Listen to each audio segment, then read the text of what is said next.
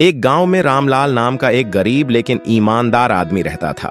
उसकी सादगी और नेकी के कारण लोग उसे भला आदमी या अच्छा इंसान कहते थे।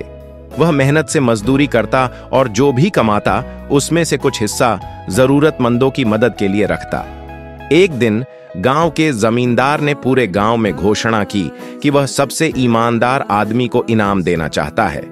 उसने सभी लोगों को एक एक खाली घड़ा मटका दिया और कहा, इसे पानी से भरकर कल सुबह मेरे पास लाओ। रामलाल ने भी वह घड़ा लिया और घर आकर उसे भरने के लिए नदी की ओर चला गया। जैसे ही उसने पानी डाला, उसे महसूस हुआ कि घड़े में एक छोटा सा छेद है।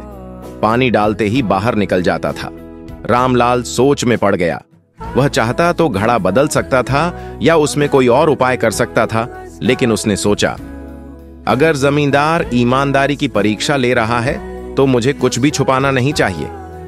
अगले दिन जब सारे गांव वाले भरे हुए घड़े लेकर आए, रामलाल ने खाली घड़ा जमींदार के सामने रख दिया और पूरी सच्चाई बता दी। जमींदार मुस्कुराया और बोला, यही मैं देखना चाहता था। ये सभी घड़े जिन लोगों को दिए गए थे उनमें छेद था, लेकिन बाकी सब ने किसी न किसी तरीके से इसे भरकर लाने की कोशिश की। सिर्फ तुमने ईमानदारी दिखाई और सच स्वीकार किया। फिर जमींदार ने पूरे गांव के सामने घोषणा की, इस गांव का सबसे ईमानदार आदमी रामलाल है। उसने रामलाल को सम्मानित किया और उसे इनाम में ढेर सारा अनाज और एक नई झोपड़ी दी।